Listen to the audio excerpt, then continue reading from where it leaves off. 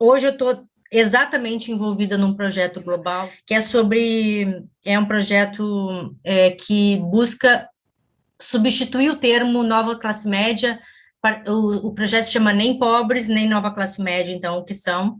E talvez a ideia de classe aspiracional possa ser até uma saída para essa dominação. São aquelas pessoas que o conceito de pobreza urbana não dá conta mais, porque elas têm acesso a muitos produtos, a uma vida material, inclusive em alguma medida até confortável, mas também a noção de classe média nunca deu. A gente sabe na sociologia essa discussão há 15 anos, que essas categorias são problemáticas, e o nosso foco, né, nesse tema é via consumo.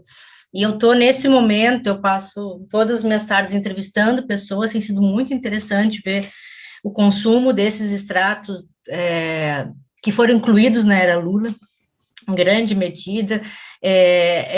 A gente está vendo quanto que uma geração que com todas as contradições das políticas do lulismo, né, de alguns programas, mesmo como o FIES, ou mesmo algumas visões contrárias à inclusão pelo consumo, etc., mas há algo bastante sólido que foi construído em alguns estratos desses novos consumidores, e que é realmente impressionante. Eu ainda não consigo elaborar isso, isso é um projeto global, a gente tem um time no Brasil, eu coordeno a parte brasileira, a gente compara os emergentes, né, então a gente está comparando com Filipinas, China, e México e Brasil, mas é muito impressionante o consumo de streamings, por exemplo, dessas camadas, né, as pessoas assinam todos os canais, HBO, Disney, Netflix, e o quanto, né, o quanto isso muda, né, eu que estudava há 10 anos atrás, a marca falsificada, quanto que agora, como que muda um pouco esse consumo? Por enquanto a gente só tem pistas, mas a inserção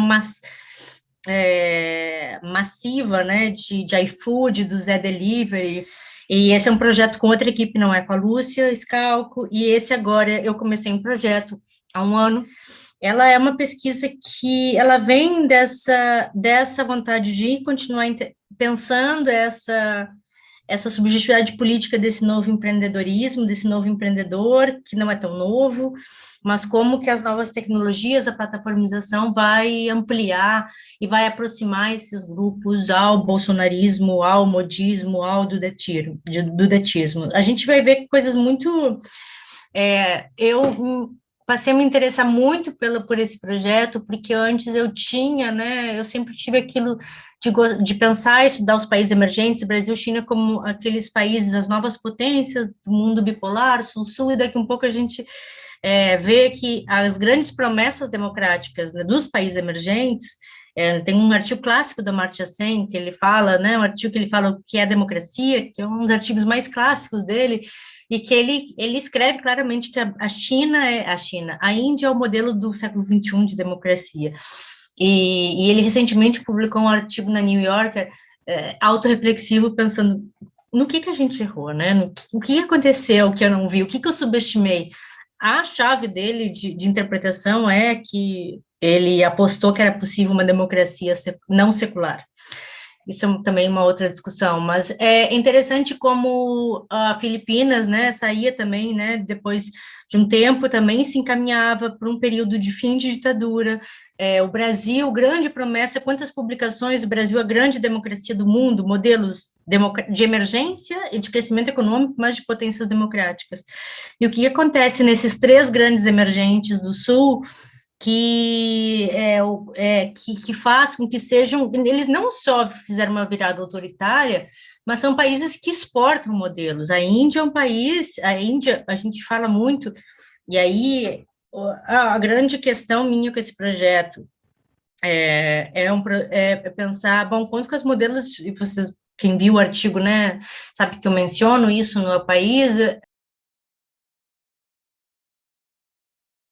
as teorias de de extrema-direita do norte global não dá conta, absolutamente não dá conta da especificidade do sul.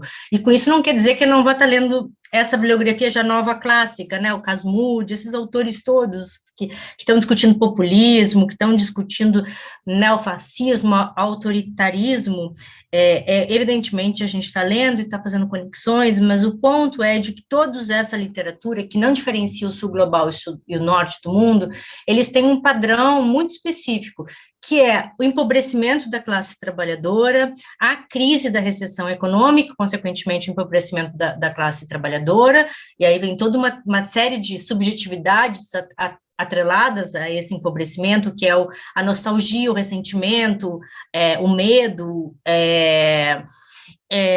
e também junto com isso uma ideia de uma revolta contra a democracia liberal.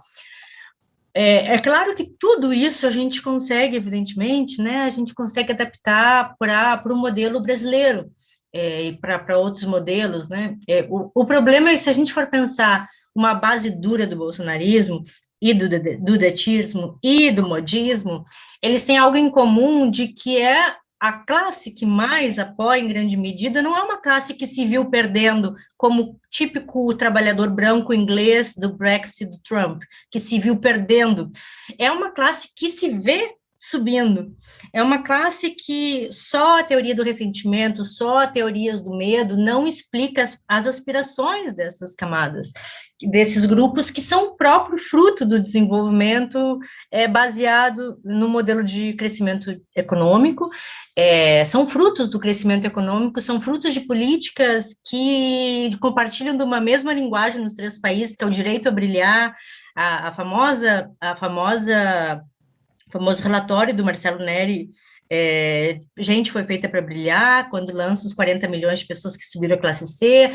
O Modi está dizendo a mesma coisa, já não, daí a extrema-direita, mas também com a mesma linguagem, se dirigindo a esses novos empreendedores, novos consumidores, como gente que precisa brilhar, o amanhã vai ser um dia de brilho, o Duterte a mesma coisa. Acionando diferentes modelos culturais, a gente vê um aceno que fala diretamente para essas camadas,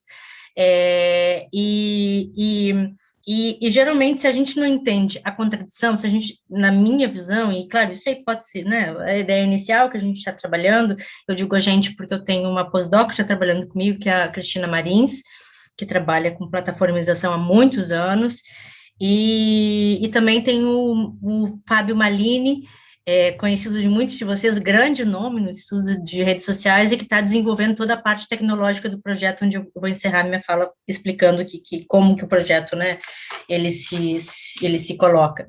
Mas a gente tenta explicar, sem abdicar de entender o trumpismo, o Brexit e todas as... A gente tenta explicar esse processo dentro de países que têm tradição de autoritarismo e que, na verdade, a democracia é a exceção, né? Que é o contrário dos outros países onde há também uma democracia em tese, instituições em tese mais sólidas, né?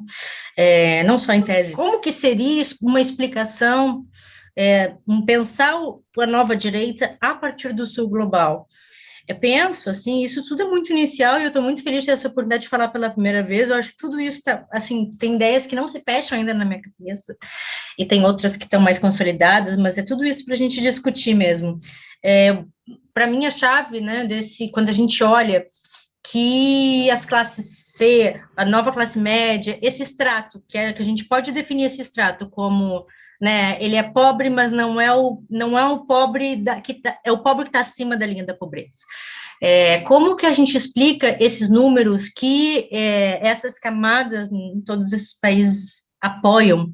O que está acontecendo que essas camadas apoiam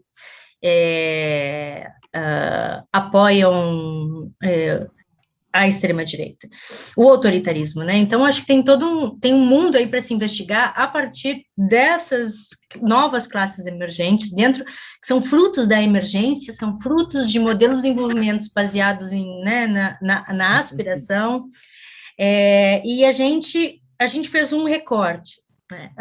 A ideia de classes aspiracionais é um conceito nosso, que a gente vai, pelo menos o que eu não conheço, a ideia, mas a gente está começou a trabalhar sobre isso. A gente está lançando um livro agora, The Rise of the Radical Right in the Global South, e a Tati está com um artigo no livro,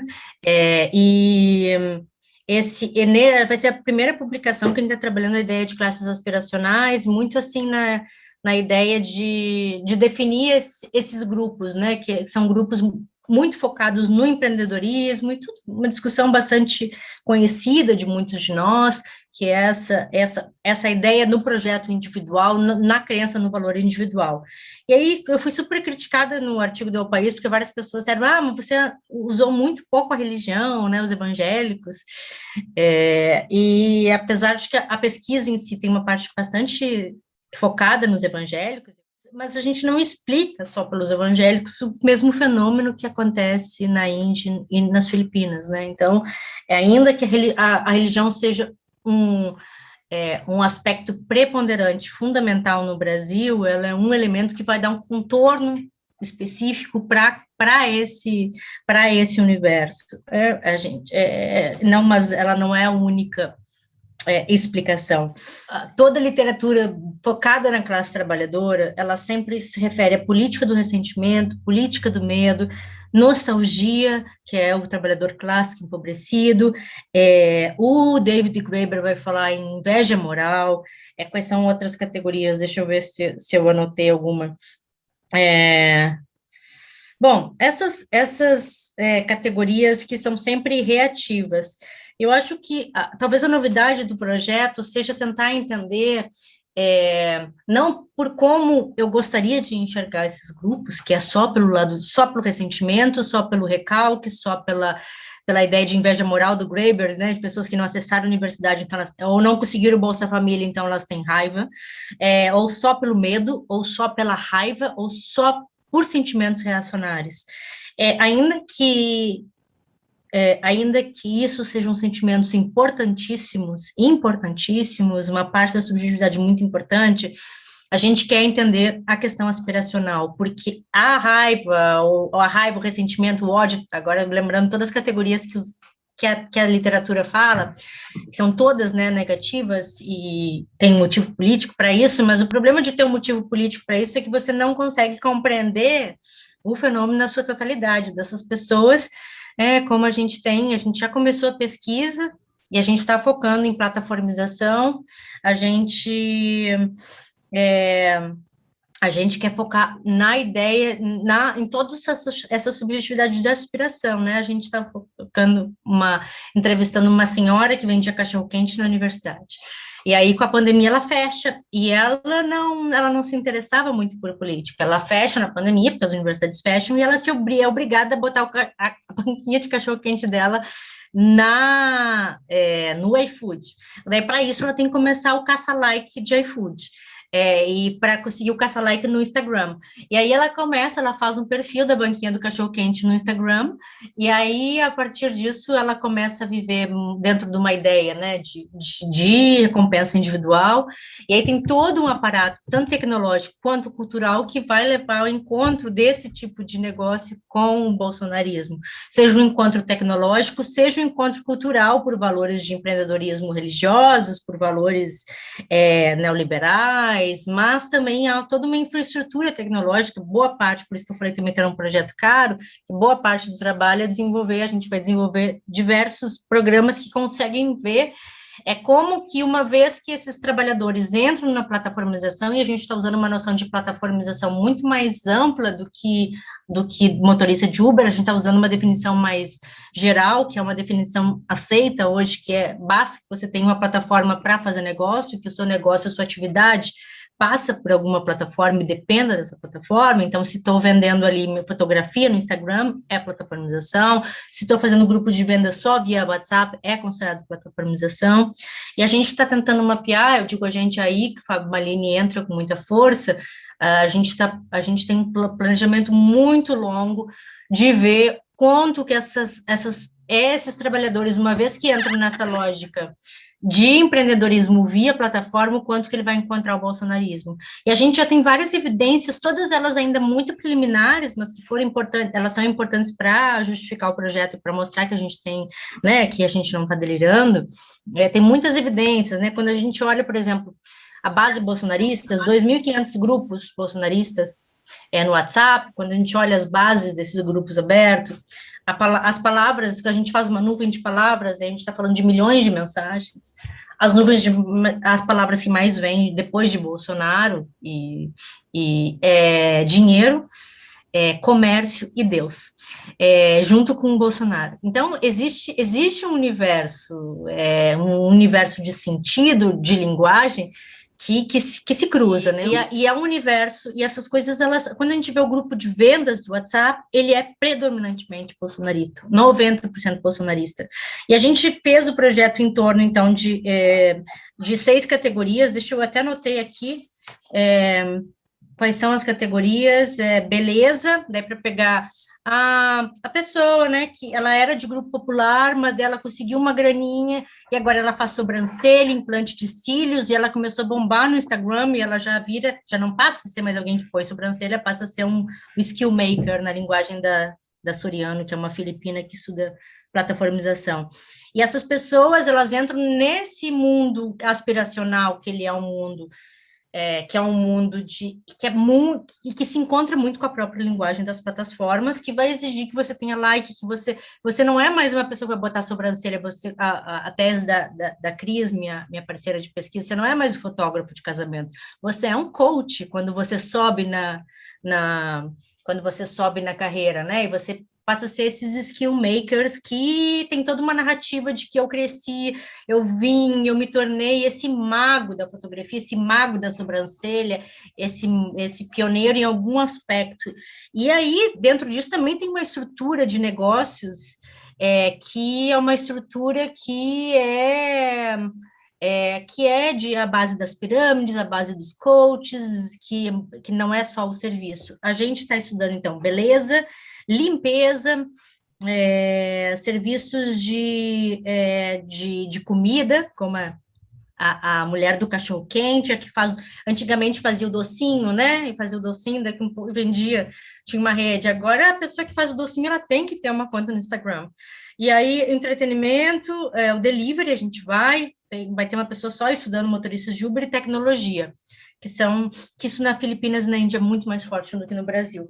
E aí, por meio dessa estrutura das plataformas, Instagram, que são piramidais, que são via coaches, skill makers, né, que você vai subindo, e toda uma base vai se espelhar naquele que chegou lá. Então, a base, né, da maneira como essas pessoas veem o trabalho plataformizado, e o trabalho plataformizado, as previsões é que vai ser toda a economia informal, vai ser engolida, e já está sendo via pandemia. Por isso que a gente focou na plataformização também. Mas a gente tem essas categorias, e como que a gente vai estudar isso? O plano, a gente já tem algumas fases iniciadas, fazer etnografia clássica, 16 meses, um pós cada doutorando, a gente já tem alguém na Filipinas, fazendo num desses setores, um no Brasil, e os pós-docs vão estar trabalhando com data science. A gente quer fazer uma pesquisa que realmente consiga unir etnografia com data science, que não é aquela data science assim, que vai mostrar umas bolinhas coloridas e vai dizer funciona assim, mas que vem de baixo mesmo. A gente, então, vai passar 16 meses em campo, seguindo ali a pessoa, seguindo no Instagram, seguindo a pessoa no dia a dia, realmente fazer um mapa profundo de aspirações, de dificuldades, de contradições, inclusive para tirar esses estereótipos, né, de uma ideia de uma pessoa de direita que apoia a direita e que ela é consumida por essa identidade, mas como que ela vai se aproximar, em que momento da vida que ela se aproxima, a tecnologia que aproximou são os valores, como que se encontra. Eu sei que boa parte do que eu estou falando, para muita gente, é muito óbvio, em termos de de noção do que eu estou falando, né, dessas pessoas, desses grupos terem uma base bolsonarista. O problema é que a gente não sabe como isso ainda é feito, né? A gente não sabe como que esse encontro se dá, qual o papel da tecnologia, qual o papel da igreja.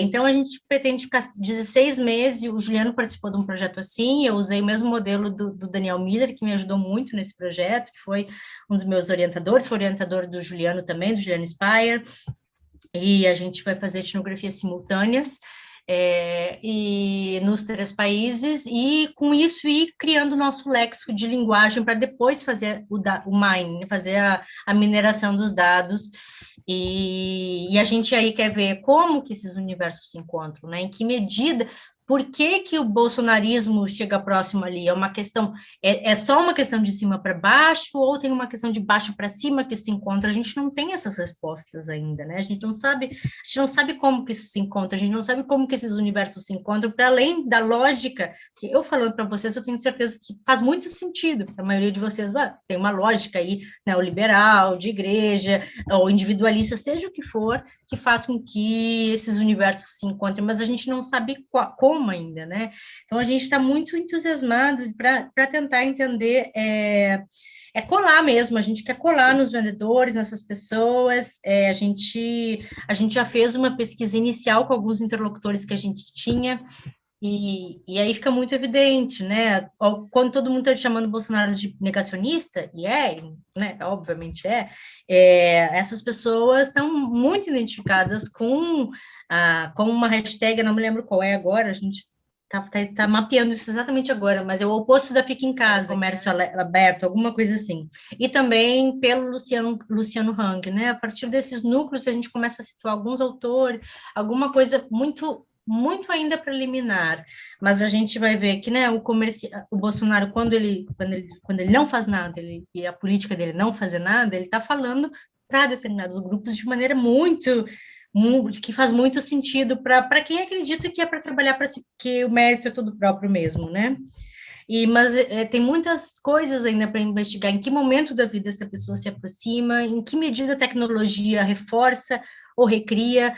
Como que a gente vai fazer também um mapa longitudinal desses indivíduos para tentar ver em que momento que o bolsonarismo nas redes sociais se aproxima, o bolsonarismo do datismo ou o modismo se aproxima desses trabalhadores. E a gente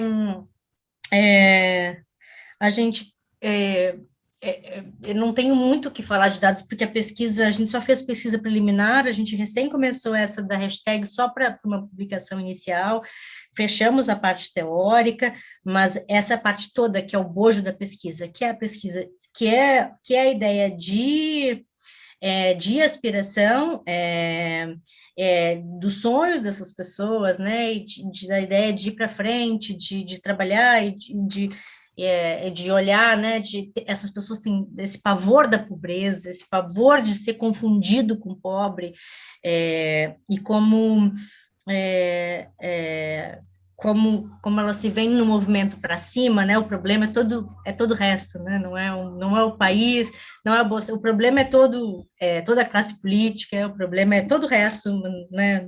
Mas não sou eu. E quando o Bolsonaro não faz nada de alguma maneira, e eu mesmo, e com o Modi é muito parecido, que a esquerda e a sociologia, ela tem uma linguagem de exclusão para os grupos de informalidade, né? E com isso eu não estou criticando, porque eu mesmo uso a própria linguagem de informalidade, mas ela passou nos anos 60, estudava a marginalidade, daí supera a noção de marginalidade, dela vai para a informalidade nos anos 70, que trabalha o Chico de Oliveira e tantos outros, mas a gente se mantém numa ideia de sempre uma exclusão, o informal, né? O informal, o ilegal, irregular. Daqui a pouco você tem uma lógica que ela é completamente despolitizada, mas que diz, não, você é o cara que faz, você está correto, você não é o marginal, você não é o excluído, né? Enquanto que politicamente o discurso da exclusão é um discurso muito importante. Daqui a pouco você tem uma lógica completamente despolitizada, né? Na ideia de um por um, que fala para você diretamente que vai funcionar e que o problema é todo o resto, né? E aí daqui a pouco você tira esse sujeito da exclusão, de uma ideia subjetiva social da exclusão e da marginalidade ou da informalidade e coloca esse sujeito no centro da sociedade, né?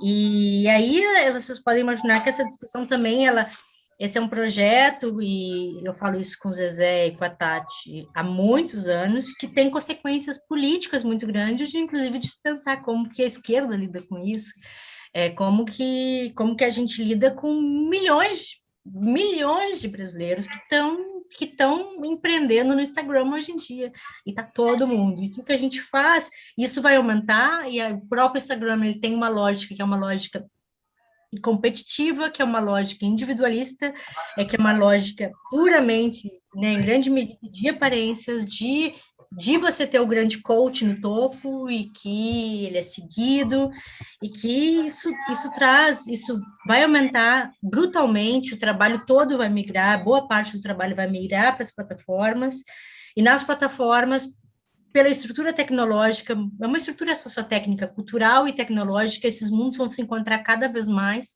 e isso faz a gente pensar, em termos de consequência política, de que qualquer ideia de se livrar de uma lógica desses extremistas autoritários, a gente pode eleger o Lula, o Modi pode cair, o Tércio também, o Tércio com aprovação altíssima, o Modi também, mas esse problema, né, do trabalho, esses desafios do mundo do trabalho e eles não vão embora com a eleição do Lula, né? Eles vão continuar e a gente precisa começar a pensar isso. Em termos da sua sensibilidade, por enquanto, ainda que preliminar, uma sensibilidade por antecipação, quase um palpite.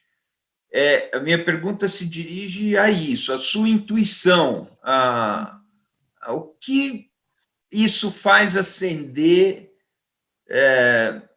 no seu detector sensível e pessoal. Deixar aqui duas lembranças. Uma lembrança é aquela figura que eu acho muito intrigante do qualunquismo. Sabe, eu vou estar com qualquer um, e eu vou seguir qualquer um.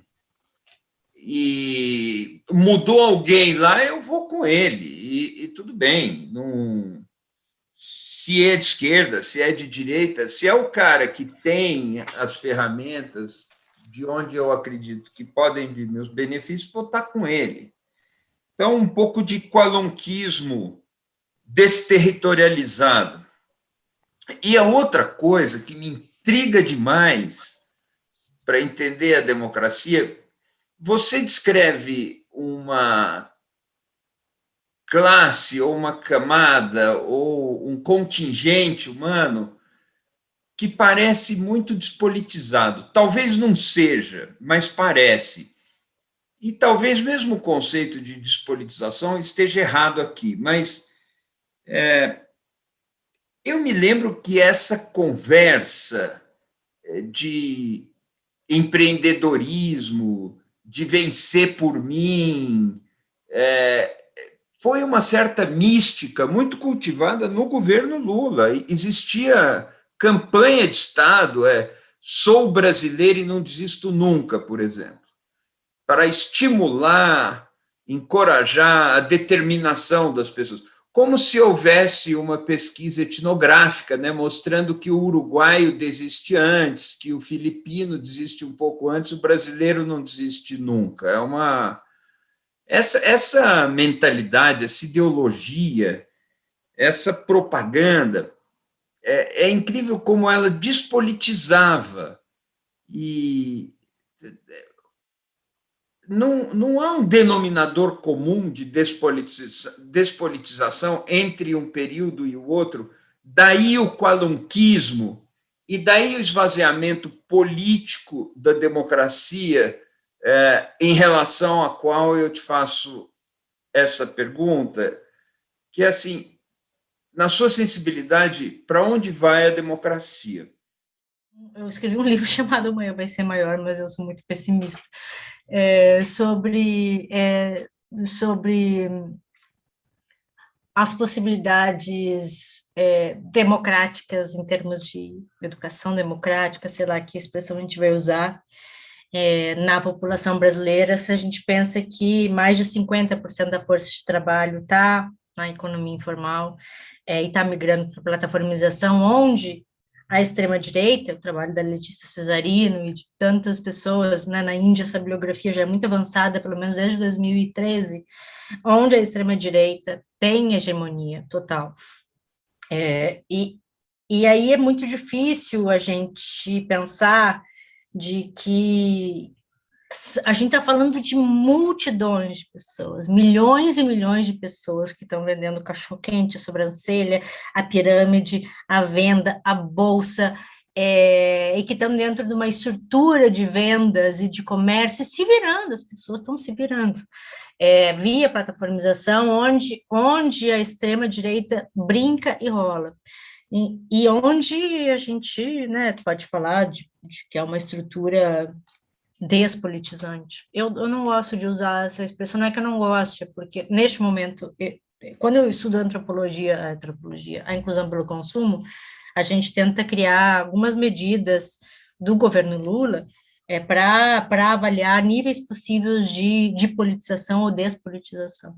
Eu sou muito pessimista numa sociedade com as instituições do jeito que estão, e que grande parte da força de trabalho está presa nessa estrutura de plataformização, e que isso sequer é olhado pelo campo progressista, né? Escrevi, inclusive, na minha coluna, né, comentando um pouco o discurso do Lula no Dia do Trabalho, tema que a Tati Roque estuda e debate há muitos anos. Então, acho que esse é o primeiro ponto, e que é muito difícil pensar em democracia com uma sociedade que cada vez mais vai se estruturar em cima de valores extremamente individualistas, piramidais, e que se aliam à força do indivíduo, mesmo numa estrutura piramidal, de chegar ao topo. E que, bom, isso, em tese, dentro da ideia de politização, isso é extremamente despolitizador, né? O caráter tanto individualista, como perde o caráter central da politização, que é o foco tanto na mudança estrutural como na transformação em si, coletiva e não individual. Aí eu acho que é o lado positivo, não acho que é o lado da despolitização, porque a gente via tanto com a inclusão do consumo quanto o empreendedorismo. Isso é onde eu me seguro de esperança, que a gente também tem, né, assim, não sou cientista política, não posso falar isso de forma tão precisa, mas a gente tem um eleitorado que também que muda de preferência em quem votar. Em pessoas que estavam votando no Lula e que podem voltar novamente a votar no Lula, e é por isso que a pesquisa longitudinal também é tão importante, porque tem um artigo que eu publiquei agora, que chama, é uma pergunta, humanizando fascistas, é uma ironia, e que eu mostro quando o mesmo interlocutor, quando ele comprou as coisas no governo Lula, a esquerda amava ele, teve colunas de colunistas famosos falando novo cidadão brasileiro, e todo mundo amava esse consumidor. Aí, quando esse mesmo consumidor, que não mudou absolutamente nada da sua vida, vota no Bolsonaro, ele é um fascista que tu tem que ignorar, então, mas é a mesma pessoa. Eu não estou falando nem que é o mesmo grupo, estou falando do mesmo sujeito, com a mesma trajetória. E isso, mas essa pessoa também agora talvez não queira votar no Bolsonaro. Isso eu estou falando porque a perspectiva longitudinal da contradição humana, a contradição no sentido normal, como todo mundo, da contradição, da ambiguidade, da maneira como as pessoas aliam sua subjetividade política a diferentes partidos e momentos, é isso que me dá esperança de que as coisas possam mudar para além dessa estrutura de trabalho que ela, neste momento, é muito negativa, porque não há contrapartida da esquerda no mundo das plataformas digitais. É precária a situação. E aí, é evidente, sim, de fato, tem um processo muito despolitizador, mas essa é uma discussão, eu acho que muito longa, que vem também tanto pelo empreendedorismo quanto pela inclusão pelo consumo, como que encare como leva essa discussão para o âmbito da discussão política dentro de uma perspectiva que possa levar em consideração transformação e mudança coletiva. Um exemplo bem prático, concreto, eu frequento um barbeiro há mais de 30 anos, agora não, porque eu não corto cabelo há mais de um ano, mas esse cara, ele não tinha nada, ele tinha um salão, ele modernizou o salão na era Lula, incrementou, contratou barbeiros, manicures, o salão virou um sucesso no bairro lá de Perdizes, de São Paulo. O cara comprou um Mercedes-Benz, comprou uma moto, e ele nunca foi, acreditem, nunca foi um cara reacionário. Ele virou totalmente bolsonarista, sobretudo com a pandemia, né? E anti-Dória também, porque estão impedindo ele de ganhar dinheiro, de continuar progredindo, e estão querendo levá-lo de volta para a pobreza. É um caso incrível, um anedótico que eu estou assistindo atualmente. Eu nunca podia imaginar que o camarada ia virar bolsonarista radical, tendo sido irreconhecidamente beneficiário. Ele mesmo reconhecia lá atrás beneficiário das políticas da esquerda no poder, né? Esse é um caso bem interessante. Mas eu queria lembrar aqui uma reflexão que há 30 anos atrás, não 30 não digo, mas uns 25 anos atrás, um grande amigo meu e de alguns aqui do grupo, né, o professor Beluso, numa conversa com professores, com um grupo de amigos lá da Unicamp na época, ele falava dessa coisa do capitalismo, filosoficamente perturbadora do capitalismo, que é a diferenciação consumista. Essa volúpia de se diferenciar pelo consumo. Eu consumo para me diferenciar dos outros, para exibir o meu progresso, para que todos vejam o meu progresso. Essa ideia da diferenciação consumista é alguma coisa muito perturbadora no capitalismo, né? E é até compreensível nos segmentos mais populares, quando conquistam alguma coisa, comprar um carrinho, comprou uma geladeira, um fogão, e querer tirar uma onda com um amigo. Isso é totalmente legítimo e compreensível, mas olhando do ponto de vista dos segmentos médios, mais médio-baixos, ou mesmo a classe média mais alta, é uma coisa tão presente essa vontade de se diferenciar pelo consumo, né, que acaba, de certa forma, dificultando e criando muita... a politização acaba vindo por aí, né? Isso é um tema que eu queria que você refletisse. Talvez você já até tenha identificado nas suas pesquisas essa questão, né, desse imperativo da diferenciação consumista. A ação pública no mundo inteiro, ela foi despolitizada. Hoje, há um amálgama, né? É um cara de direita, um cara de esquerda, um cara na França em particular, da esquerda, da direita, tal, todos mais ou menos depois que as políticas econômicas perderam a sua capacidade de mudar o mundo, né? Fazem praticamente a mesma política. Isso cria um problema grave para a democracia, porque as pessoas não conseguem ver diferença entre as propostas políticas. Há uma despolitização da ação pública que eu acho que é alguma coisa que precisa ser refletida e pensada. Eu tenho para mim que nós vamos ter cada vez mais que pensar a necessidade de trazer de volta a politização da política, né? A politização das políticas públicas, da ação pública. E eu também gostaria de saber o que você acha a respeito disso. Adorei o exemplo do barbeiro, são milhões de barbeiros, né, como o seu, milhões. Impressionante a estrutura, né, porque é a estrutura de... Você sobe, daí você vai, a pessoa que está ali, ela vai querer subindo também, daí isso acontece com as manicures, vai acontecer, ela ganha um pouquinho, ela não quer mudar o mundo, ela quer conseguir empregar mais 3. Enfim, e de fato houve um abocanhamento, não sei como dizer, um endurecimento, sem dúvida, do bolsonarismo nos últimos 2 anos entre esses setores, e é por isso que a gente também quer investigar como que isso ocorre, qual o papel da pandemia nisso, e sobre a questão da diferenciação consumista, eu acho um tema, eu acho que esse é o tema que talvez mais perpasse a minha trajetória, sempre me estudando, né, desde George Simmel, Pierre Bourdieu, e nas classes populares, evidentemente, tem diferentes contornos, né, do que nas camadas médias, se não relacionando ao tema da politização ou despolitização, sempre se parte do princípio de que a inclusão pelo consumo ela é necessariamente despolitizante, porque ela parte de um princípio de diferenciação que é competitivo, que é baseado, né, no que é competitivo, que é individualista.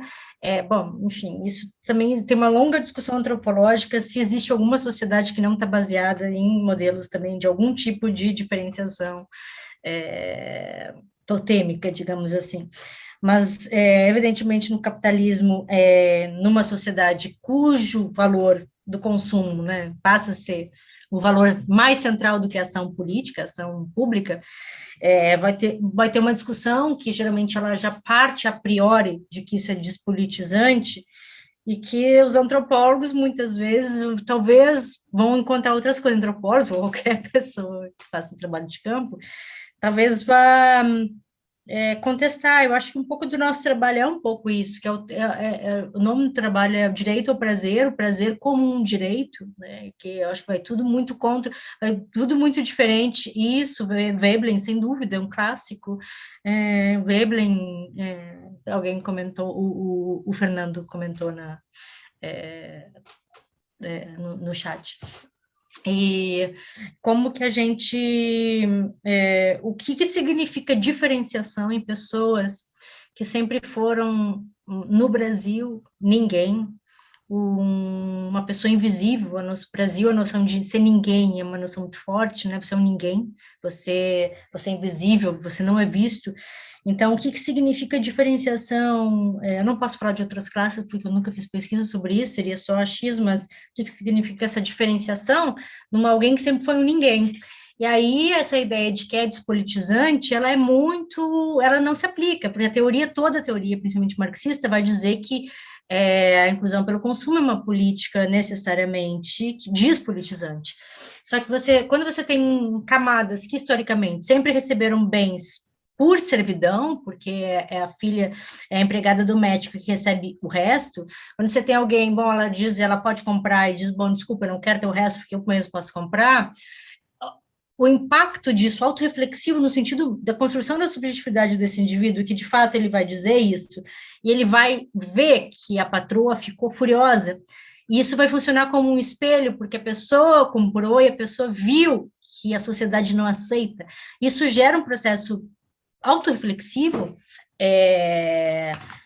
a partir de que a gente chama de uma ação direta no consumo, a pessoa se inclui autodiretamente via consumo, e a sociedade não aceita, e quando a sociedade não aceita, isso gera um processo autorreflexivo em que a pessoa diz, eu tenho direito ao gozo, eu tenho direito ao prazer.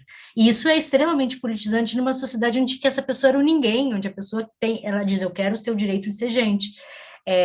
Então, e isso daí a gente vai ter toda uma primeira geração que tudo bem, ela só queria ser gente, tudo bem, isso poderia ser chamado de empoderamento individual, mas você vai ter a filha dessas mulheres que já tiveram empoderamento pessoal, interpessoal, elas já conseguiram dizer para a patroa, não vou subir pelo elevador social, eu não vou subir pelo serviço, eu vou subir pelo social, mas elas não conseguem, ela é uma geração, né, de 40, 50 anos, e não é uma geração que vai, mas quem são as filhas dessas mulheres? E aí você tem um processo de inclusão pelo consumo, ainda bem que as sociedades são mais complexas, a gente tem muitas mais variáveis para pensar a politização do que só a inclusão pelo consumo, do que só a diferenciação, ou mesmo da plataformização. Existem tantas coisas que precisam ser analisadas em contexto de ação, que vai gerar processo de politização ou não, que a gente tem que levar em consideração. E Bom, eu acho que eu não consigo fazer um comentário mais acabado sobre a ação política. Também penso que a ideia nostálgica da França é muito diferente também do que seria a despolitização, a perda da ação política no Brasil. Eu sempre me pergunto, né, se no Brasil a gente consegue usar no modelo ideal, que é o modelo francês, britânico, que eles têm esse modelo muito, muito específico da estagnação da crise, depois de um processo, né, primeiro de bem-estar social, depois de quebra disso, você tem uma geração politizada, depois você vai ter a recessão, você vai ter o consumo no lugar a ação do consumo que coloca o poder da política no individual, da escolha. Então, se é um consumidor, eu não gostei disso, não, o sujeito ele devolve, o mercado todo feito para agradar o consumidor, mas na política eu não gostei disso, eu tenho que fazer uma assembleia para discutir, é muito trabalhoso a ação política, e o consumo ele é muito fácil, ele faz tudo para você, e a política a gente tem que trabalhar por ela, a gente tem que ficar horas numa assembleia discutindo até conseguir chegar a um acordo. Mas, então, eu acho que esse modelo todo ele é perfeito, mas ele é perfeito dentro de uma trajetória de determinados países, e eu não sei dizer, porque literalmente, realmente não sei dizer, como que a gente pode pensar essa despolitização, se ela serve para o caso brasileiro, se a gente teve esse modelo ideal da ação pública, dentro de uma sociedade tão baseada pelo autoritarismo, por tantos anos de ditadura. E o que foi essa ação política no Brasil? Uma pergunta mesmo, não sei, não sei se por maneiras muito erradas, enviesadas, se a sociedade brasileira hoje não está mais politizada, não sei mesmo. Eu descobri o trabalho da Rosana na época dos rolezinhos, que era exatamente isso, né? Eu achava que os rolezinhos eram um movimento super potente, porque aquelas primeiras políticas do governo Lula tinham dado o resultado justamente dessas pessoas se sentirem mais empoderadas, então parecia um movimento de expressão dessa potência, e eu via toda a esquerda, para minha surpresa, de certa forma desprezando, né, desqualificando aquele movimento como sendo um movimento apenas de consumo, né? E foi aí que eu descobri o trabalho da Rosana. Falei, nossa, primeira pessoa que eu vi pensar o rolezinho de uma maneira potente. Os trabalhos do Piketty, né, que ficaram muito conhecidos, ele tem essa tese da esquerda Brahmani, né, que o voto na esquerda, ele faz esse estudo de séries temporais eleitorais, e que o voto na esquerda ele foi se tornando mais escolarizado, ao passo que aquelas pessoas menos escolarizadas, que são justamente essa classe média decadente, né, em declínio, começaram a votar na direita. Então, houve uma inversão desse quadro eleitoral. E ele tem feito esses estudos comparando diferentes democracias do mundo, do norte, e com tentativas também de fazer esse estudo no sul, né? Tem um livro recente aí, que foi publicado agora, em 50 democracias, clivagens políticas e desigualdades sociais, com esse estudo eleitoral. E eu percebo uma certa deficiência nessa abordagem, quando ele trata justamente de alguns países do Sul, como o Brasil, mas aí os outros eu já não sei, você sabe melhor que eu, mas no caso do Brasil eu percebo isso, que quando eles fazem esse estudo, eles, em geral, como eu acho que aí é um problema mais amplo desse pensamento, né, de esquerda, de desigualdades e tal, eles falam dos pobres. Então, eu acho que, né, muita gente fala, não, o estudo do Piketty não vale para o Brasil, porque no Brasil não é verdade que os pobres votem na direita, os pobres continuam votando no PT. Então, isso seria, de certa forma, uma diferença com aquela ideia de que os pobres estariam votando mais na direita. Ora, mas eu acho que a nossa grande limitação no Brasil, e aí na esquerda brasileira, em uma parte do pensamento político, social, etc., é justamente essa fixação nos pobres, que acaba deixando de lado essas classes que você está chamando de aspiracionais, né, que a gente pode chamar que outros chamaram de classe média, que, enfim, talvez esse problema de nomenclatura já até demonstre justamente a nossa dificuldade de lidar com elas, né, e que deixa muito isso de lado. E eu acho que aí está a nossa grande falha na esquerda de não ter projeto, não ter discurso, não ter interesse, na verdade, nessas classes, vamos chamar aí de médias, aspiracionais, enfim. E que, justamente por essa fixação, eu acho, nessa ideia de pobre, né? Que eu acho que talvez seja uma das razões. Então, não sei, é uma pergunta realmente para você, se você acha que isso faz sentido, que existe essa questão. Eu concordo plenamente, eu não li o livro do Piketty, eu conheci essa discussão, acho que foi graças a um comentário seu, inclusive. Eu li uma resenha, um comentário recentemente, mas está na lista urgente para leitura, porque uma parte da pesquisa grande a gente está fazendo a revisão bibliográfica de tudo que é escrito sobre o voto do pobre em si, da pobreza, na esquerda, na direita. E aí isso já foi identificado, um dos argumentos de inovação do projeto em si é justamente, muito na linha do que você diz, de que a fixação pelo voto do pobre, ele é estudado absurdamente. Né? Então, você tem explicação de países muito claras de países porque que a pobreza vota com tal partido. No caso da Índia, existem pesquisas muito, muito avançadas. Enfim, na Europa, toda a discussão do leste europeu, que vota dos pobres do leste europeu, trumpismo, enfim, é muito vasta a literatura que explora em que momento que a pobreza vota na extrema-direita.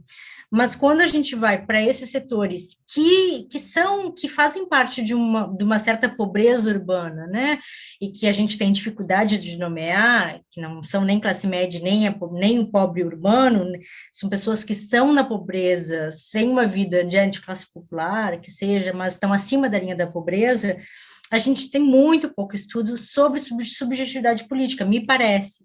E aí eu concordo pelas razões, e eu acho que concordo com as razões, e eu acho que essa interseção entre o desinteresse da esquerda sobre isso, ele invade a academia, quando a gente for ver os estudos sobre politização de trabalhadores plataformizados, que é quando a gente tenta ramificar ramificar não, fazer um zoom mais para a literatura da política desse extrato, que é um trabalhador, que é um cara que está ralando, que mora de aluguel, que conseguiu comprar o carro para fazer Uber, é alguém que não tem dinheiro para fazer reforma, mas consegue comprar algumas coisas, é uma pessoa que, enfim, que a gente pode chamar de batalhador, nova classe média, classes aspiracionais.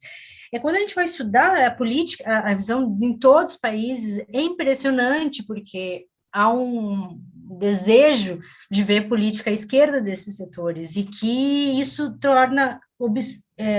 deixa muito obscuro o fato de que boa parte desses setores, se a gente olha, pelo menos nos 3 países, a gente acabou de fazer isso por artigo, as eleições, quando pega esse setor, a pobreza em si, geralmente, o nível de abaixo da linha da pobreza, por exemplo, no Brasil, ainda segue com Lula, mas imediatamente Bolsonaro já ganha no setor imediatamente acima. Não ganha tanto quanto os setores mais escolarizados, mas já ganha. Isso diz muito, porque bom, depende de quem está chamando de pobreza urbana, mas isso faz parte podemos falar, camadas populares.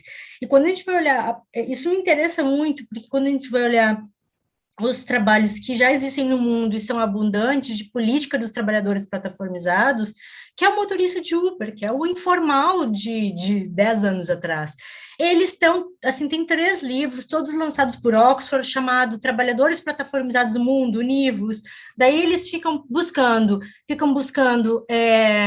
sindicalismo do trabalhador plataformizado, solidariedade, agência, resistência, o que eu acho tudo ótimo, leio tudo isso e fico bem feliz e apoio, inclusive, o máximo que eu posso, a movimentos que existem de esquerda desses grupos. O problema é que isso é uma parte, 1%, talvez, dessa grande massa, e que sequer há estudos interessados em pensar isso quantitativamente, né, ou qualitativamente. Então, na verdade, foi uma pergunta, mas eu estou concordando contigo, a partir da pesquisa, como que a gente vê que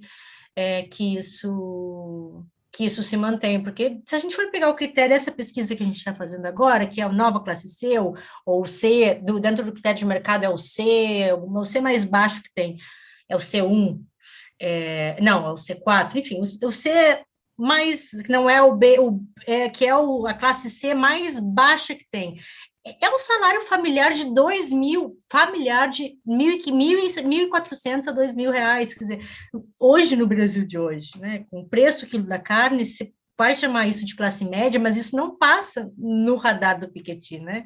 Se ele for pensar o critério de pobreza mais do IBGE, por exemplo, e não do mercado. Então, bom, longa discussão.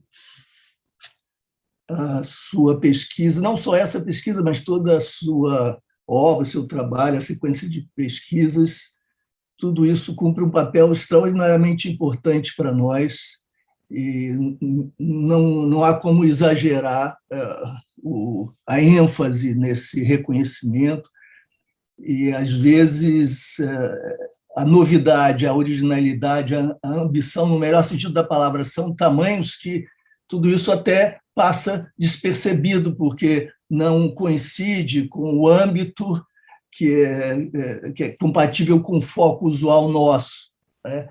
Você transborda porque ousa propor comparações transnacionais e, ao mesmo tempo, com a sensibilidade etnográfica para o local, para o capilar, para as microcenas e as articulações que escapam aos exercícios sociológicos e históricos, que são aqueles mais audaciosos e que conformam a nossa tradição. Não é? Então, a gente pode pensar em Bendix, pode pensar em Barrington Moore, ouvindo você, e, ao mesmo tempo, com os nossos antropólogos, etnólogos, etnógrafos, etc. Esse blend, essa combinação é extraordinariamente importante. E, então, parabéns e obrigado. Eu me sinto seu devedor. Em 2013, quando eclodiam aquelas manifestações, eu escrevi um artigo, porque imediatamente os organismos de imprensa, né, nos procuram para as primeiras reações. Eu escrevi, o primeiro artigo era: o Brasil foi às ruas, ou se rebelou, depois no artigo eu digo, foi às ruas, porque está muito melhor, porque melhorou muito. E eu parto do Tocqueville, das análises de Tocqueville sobre a Revolução Francesa, mostrando que é falso supor que haja alguma correlação entre miséria, sofrimento, depressão, sentimento de impotência e rebeldia, disposição para a rebeldia. Ao contrário, o que é depressivo, o que corrói a autoestima, o que é contrário à abertura de perspectivas e de aspirações positivas, só pode concorrer para a passividade, né, para a reprodução da própria impotência, que se converte numa espécie de destino que se impõe, então, ao ator. De modo que, quando o Brasil vive aquela década de inclusão com políticas sociais novas, com todas as limitações e contradições, mas com esse impacto no consumo, o acesso à renda, etc., isso é extraordinariamente importante. Isso redefine a relação dos atores com a própria história, na medida em que eles passam a assumir uma perspectiva mais potente de protagonista. A expectativa positiva abre horizontes e promete inclusão, e cria uma pauta de promessas que são aspirações. Então, a partir daí, eu posso cobrar. Eu posso cobrar porque sou cidadão, sou cidadã, não é? Esse jogo de linguagem, eu agora me incorporo e vou às ruas. Eu posso criticar tudo isso porque sou fruto das virtudes disso tudo. É aparentemente um paradoxo, mas que faz todo sentido, né? Historicamente. E você desenvolve exatamente, eu acho, esse ponto, há uma convergência, não só você disse isso, você mencionou Preto Zezé, que é também um querido amigo, antigo interlocutor, nós trocávamos opiniões, impressões e percebíamos que havia ali muito que não era compreendido adequadamente. É claro que 2013 foi Babel, e sendo Babel, ali havia energias múltiplas e que vieram a ser capturadas em direções diversas, e essa é outra questão. O segundo ponto, agora, bom, é o consumo. E isso que você diz é extremamente importante, porque, de um lado, nós temos essa leitura totêmica mais voltada para as diferenciações das relações, é uma leitura mais negativa, no sentido de que o consumo afirma o que eu não sou, ou me permite a distinção, para usar o termo de Bourdieu, né, relativamente aos demais e às demais. É o aspecto que na antropologia a gente chama totêmico, que você mencionou, há o aspecto substantivo e positivo, porque inauguram-se novas formas de vida. Eu me lembro de uma conversa com 2 amigos, um deles crítico disso que chamava política de ilusão pelo consumo, como alguma coisa absolutamente irrelevante, que no fundo era apenas uma demagogia, e ele, à esquerda, cobrava de Lula, dos governos petistas, algo mais. Bom, cobrança que eu compartilho, etc. Mas eu chamava a atenção para o fato de que não era de menos isso. E ele dizia, mas veja só, o sujeito agora se sente o quê? Um cidadão porque tem um ventilador. Eu disse a ele, você já viveu no Rio de Janeiro sem ventilador? Sem um micro-ondas e uma geladeira? E o terceiro amigo, que tinha vivido muito tempo sem ventilador e sem geladeira, disse que há uma revolução na vida. Não é apenas o acesso distintivo a um bem simbólico, é uma alteração completa na metodologia ou na gestão, vamos dizer assim, do cotidiano. O que eu posso comprar para a semana toda? Eu posso, então, economizar não só no recurso, mas no tempo que eu vou dedicar à compra, porque eu posso guardar. A minha dieta se transforma, a minha relação com a alimentação, com o tempo, se altera. Enfim, a vida familiar, tudo se redefine a partir daí. Nós temos, portanto, uma dimensão substantiva que é extremamente importante, né, que muitas vezes não é observado. O terceiro elemento, toda essa a abordagem que você faz, que é tão interessante, que aponta, digamos, para a meritocracia. Para simplificar, não é isso, porque há até muitas leituras disso, mas digamos para a meritocracia. E eu chamaria a atenção que, entretanto, há digamos, no repertório da política, ou melhor, no elenco da política, atores que representam melhor até a meritocracia. A agenda neoliberal foi defendida por Henrique Meirelles, por Alckmin e outros personagens. Há aqui, então, algo interessante, que é uma colagem entre essa percepção mais meritocrática e uma roupagem bélica ou belicista, que define a necessidade de combater inimigos e que permite, portanto, a mobilização de certos regimes afetivos que são relevantes. Então, nós não temos apenas, não é, a valorização da ascensão possível e dos méritos, nós temos também tudo isso numa linguagem particular que é belicista. Isso tudo está vestido para a guerra. E acho que esse é um ponto. Você fez menção, e eu então acentuo, a teologia da prosperidade, que também promete, não é? Nesse sentido, de alguma forma, aí a gente tem esse ascetismo intramundano, a gente tem a promessa de que nesse mundo se pode realizar algo para além do que o cotidiano nesse momento oferece. A legitimação desse desejo como perfeitamente razoável, não pecaminoso e viável. E essas aspirações todas contam com o sentido comunitário e solidário da igreja, que faz com que o homem deixe de beber, deixe de ser violento em casa, encontre emprego para a esposa e consiga lá um acolhimento para os filhos durante o trabalho, e creche, etc. Há toda uma estrutura que vai viabilizando isso. E a situação socioeconômica brasileira, de fato, incorpora, nós tivemos pleno emprego, o que tornou esse discurso verossímil, crível e correspondente à experiência real, dando uma sobrevida extraordinária a tudo isso. Então, nós temos aí também uma colagem interessante que você mesma já acentuou e que não é, digamos, suplementar, é complementar perfeitamente ao que você disse. E, finalmente, o nosso velho Bourdieu, que você mencionou, ele falava na necessidade de que se pense sempre em situação de classe, posição de classe e trajetória. E é como se agora, em função do dinamismo econômico, dessas mutações que são mais até do que transformações, a dimensão trajetória se convertesse no centro do foco de estudos e no aspecto mais decisivo.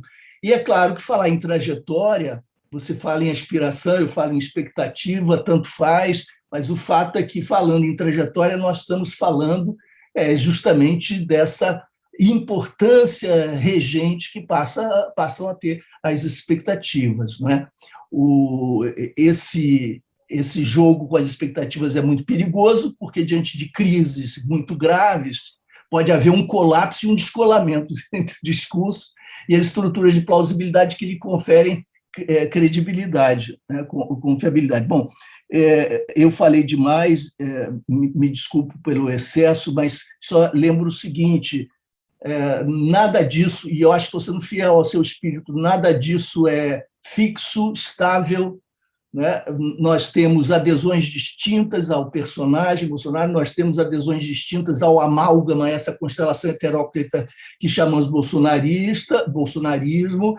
Isso tudo depende de contingências, circunstâncias e do que os outros atores farão, porque existe a política, então cada um está ali, mas é também ressignificado pela presença dos demais atores e da própria disputa política, o que cria alguns espaços para esperança de eventuais transformações. Eu não vou comentar a parte do Bourdieu, trajetória e expectativa, porque eu acho que essa é uma discussão teórica que me interessa muito e acho brilhante a associação com a própria ideia de campo de possibilidades que eu tenho tentado trabalhar, isso na perspectiva aí bourdiana, o próprio Gilberto Velho e o Appadurai trabalhando com essa ideia do campo da imaginação que se abre dentro de uma estrutura limitada.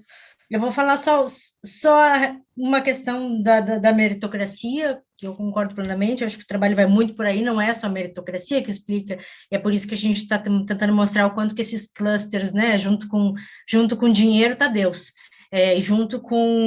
e como que no Duterte, principalmente, está Deus e matar o inimigo, claramente, mais ainda do que no Bolsonaro, quanto que a política de matar o inimigo, né, no Modi, de matar, né, os não hindus, e no Brasil de matar o inimigo, ela é central nesse projeto, né, então essa ideia dessa composição é fundamental, e principalmente, acho que o lugar que fica mais acentuado essa ideia nas próprias Filipinas, né, onde a política de morte ela é muito mais central. Mas eu só queria comentar do ventilador como etnógrafa, porque a questão do ventilador é que onde eu fui encontrar uma visão para isso foi nas teorias, né, a palavra empoderamento ela ficou tão rechaçada, ela é considerada tanto um clichê, mas as teorias de empoderamento, da psicologia de Paulo Freire, especificamente, dos estudos subalternos é brilhante, ela foi desenvolvida na psicologia social muito, muito profundamente, quanto que esses disparadores, né, então o ventilador ele não é só um ventilador, é o bem-estar que a pessoa vai sentir primeiro que ela vai parar de sentir calor, segundo que ela vai sentir prazer, e segundo, e isso começa a gerar diversos disparadores para um processo que pode ser imprevisível politicamente, porque o próprio prazer, o bem-estar, a gente tem um tabu cristão de pensar o consumo e o bem-estar e o prazer e o conforto como uma coisa negativa e despolitizante, mas se a gente for pensar do ponto de vista filosófico, isso não faz, quer dizer, isso é uma linha filosófica cristã, mas isso não faz sentido politicamente. O ventilador ele não é só um ventilador, né? Então, se a gente for pensar pela teoria do empoderamento, esse prazer individual que as pessoas dizem, só empoderamento individual, mas o que isso leva na relação com o marido, que a pessoa comprou um ventilador, mas daqui a um pouco ela não está mais deixando o marido ofender. E isso tem a ver com o ventilador, porque isso são disparadores do bem-estar, do conforto, do prazer e de um conforto de estar no mundo cujas consequências são imprevisíveis, né? Então, acha que é consumidor porque tem um ar-condicionado?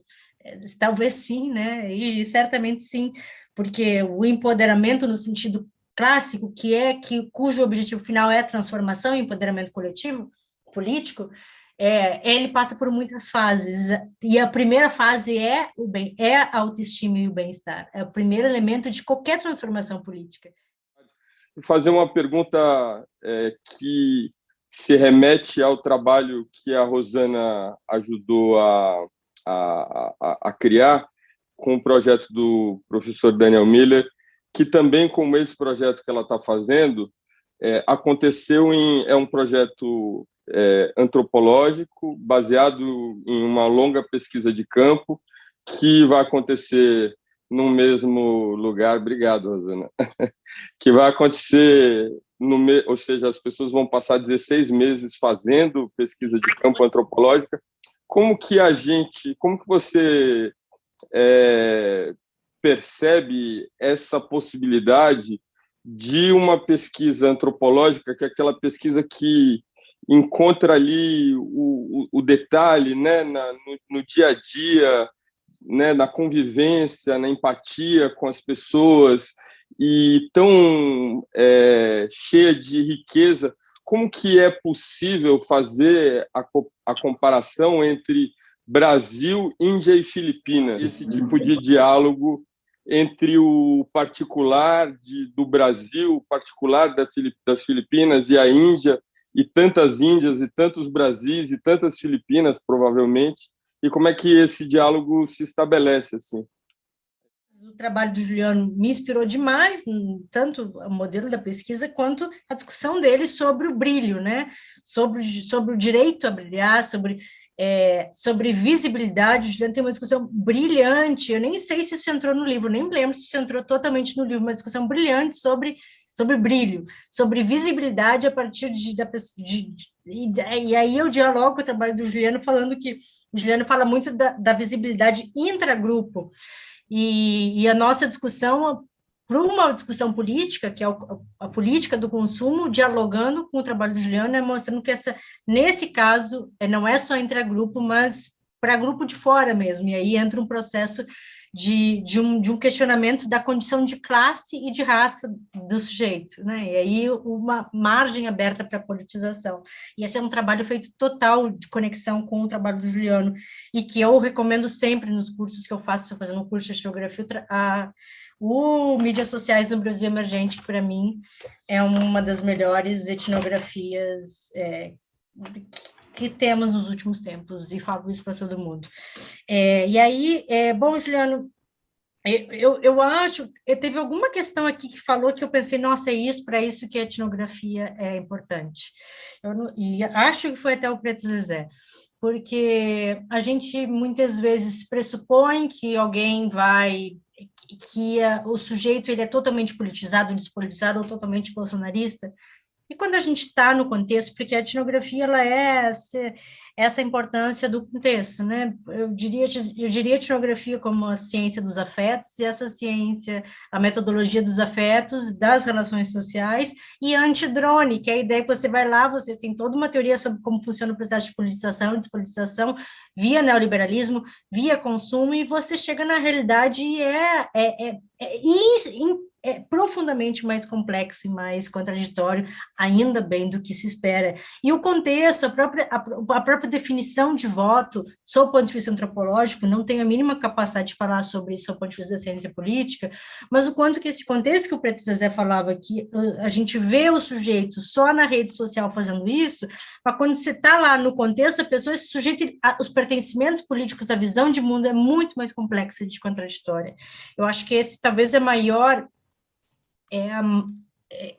argumento meu acadêmico para pensar política.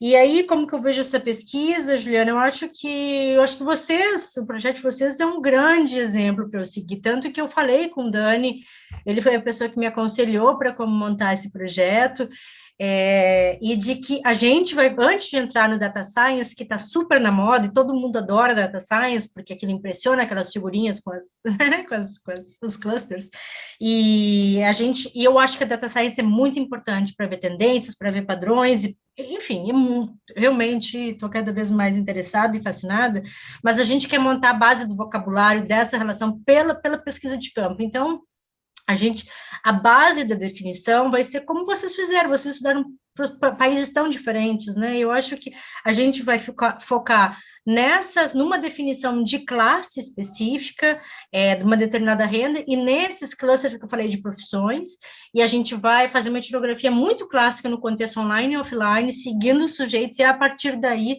a gente vai compor o relatório para ir para a pesquisa de dados. E aí, o nosso vínculo eixo comparativo vai ser o emprego plataformizado, e a gente vai querer demonstrar, dentro da especificidade histórica das ditaduras de cada um desses países, bom, quem é esse inimigo, onde está essa política do ódio, ou não, de aspiração, de expectativa, como diz o professor Luiz Eduardo, enfim, aí a gente vai fazer a especificidade do campo mesmo, mas o eixo de conexão é o trabalho. Acho que no caso de vocês, na mídia social, nosso é o trabalho plataformizado em certas categorias, e sempre com eixo histórico fundante. Eu acho que tem algumas coisas, Rosana, da pontuação da fala, que eu vejo que as pessoas se perdem muito, talvez porque o Bolsonaro ele é muito espalhafatoso, a turma do Bolsonaro, no sentido de usar as redes sociais, e isso impacta muito, e a gente está vivendo uma militância que se empolga muito, se emociona com rede social, e sem que isso tenha link com a vida real. Né? Parece que tudo que acontece numa bolha de rede social é a vida real. Então, acho que tem uma coisa que se perde aí, é que esse sentimento de autoritarismo que toma conta, inclusive do campo de esquerda, não é de agora. Se você entrar, e aí, Luiz Eduardo Soares, a gente discute isso há muitos anos, que os governadores de esquerda, o governo do PT, legitimou essa agenda autoritária de lei e ordem, de munição, efetivo, viatura, prisão, e para poder, inclusive, dialogar com essa parte de um pensamento populista autoritário. Isso não é de agora. E isso tem rebordosa, porque isso legitimou o discurso autoritário, isso nacionalizou grupos criminosos que dominam territórios urbanos, que empurra o cara do barbeiro do Otávio, a mulher que faz a sobrancelha, o cara do aplicativo, para proteger o que eles estão conseguindo. E aí não é só o consumo, é isso que tem que entender. Quando você está inserido na sociedade de consumo, é muito bom que você fala de democracia, de Estado democrático de direito. Quando você não está, você está louco para entrar, cara. Então, vai precisar criticando a sociedade de consumo, o capitalismo, como se todo mundo fizesse parte. Não faz. E que aí o cidadão entra, tem um ingresso, que é o dinheiro para consumir. Quando ele entra, ele não tem que destruir o sistema. Aí eu vi uma mulher falando, não vou destruir o sistema, não. Agora que a gente entrou na festa, pô, pelo amor de Deus, vai acabar a festa por quê? Então, há um desencontro de grande parte da base de esquerda, que ainda está na base do operariado, da ditadura do proletariado e da luta de classe, que não está entendendo que as classes aspiracionais, gostei desse nome, inclusive, você sempre maravilhosa, as classes aspiracionais não querem voltar para o Bolsa Família que o Lula queria transformar numa lei. A mulher que está no Bolsa Família, ela não assina a carteira da CLT para lavar, engomar, passar para fora e tirar a sua onda sem perder. Não é o Bolsa, porque não é muito dinheiro, mas é a condicionalidade que o Bolsa Família propicia. Então, assim, é preciso entender um pouco, e aí eu vejo que, quando a gente fala, parece que o bolsonarismo é uma grande coisa. O Bolsonaro é uma pessoa que não tem capacidade cognitiva de pensar nada, gente, pelo amor de Deus. Então, é preciso entender que há uma coisa que vai gestando o clima. Eu acho que isso não está sendo visto. Eu queria, quando você fala dessas pessoas migrando, rolezinho migrando, o primeiro ponto, o que você acha que mobilizou as pessoas para ir? O segundo existe um discurso moral, literalmente moral, de parte do campo progressista, de quase todo ele, na negação do dinheiro, na negação da conquista individual, porque não se pode ter isso, porque tem que amaldiçoar, que é essência do pensamento neoliberal, como se as pessoas pobres soubessem o que é neoliberalismo, fascismo, capitalismo, elas não sabem disso.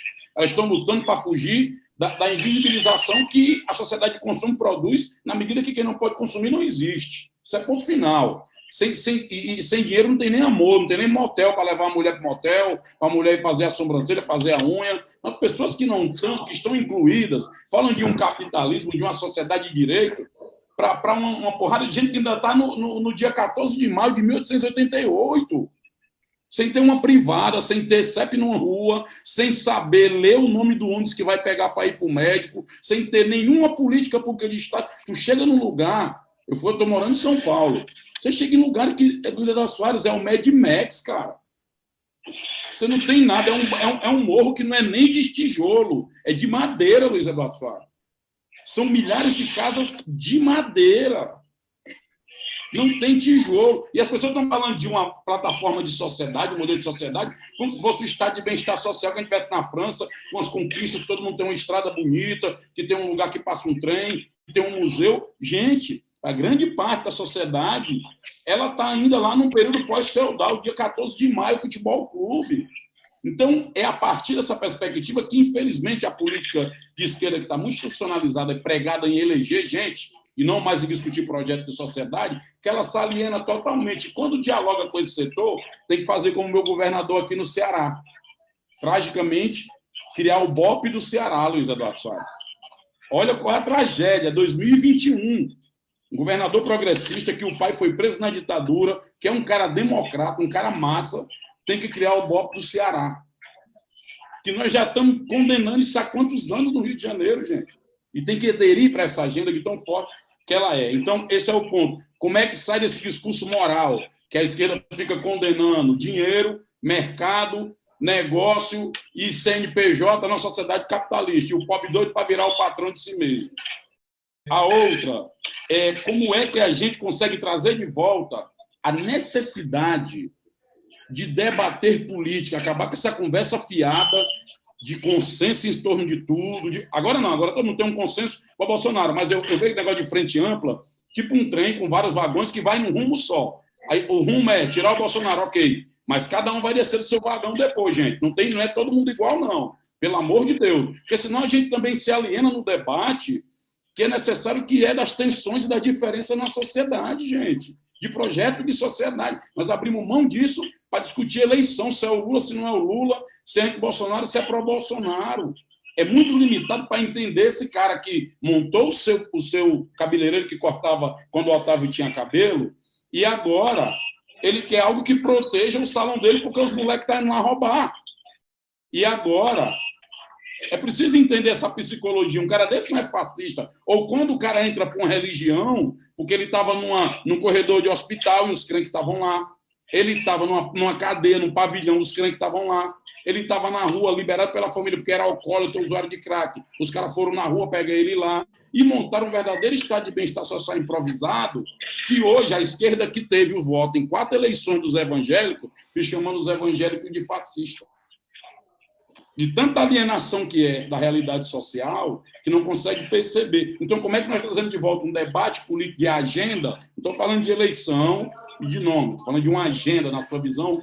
Qual seria uma agenda para a gente começar a... Não é nem disputar, que eu vejo falando também, vamos trazer os crentes, parece que os crentes é um saco de batata. Mas como é que a gente dialoga com o imaginário das pessoas humanas que estão ganhas nesse momento, não porque elas querem, mas é porque a crise é maior. A crise não é só o que está aí, é que não tem o que botar no lugar, gente. As promessas feitas não estão sendo cumpridas.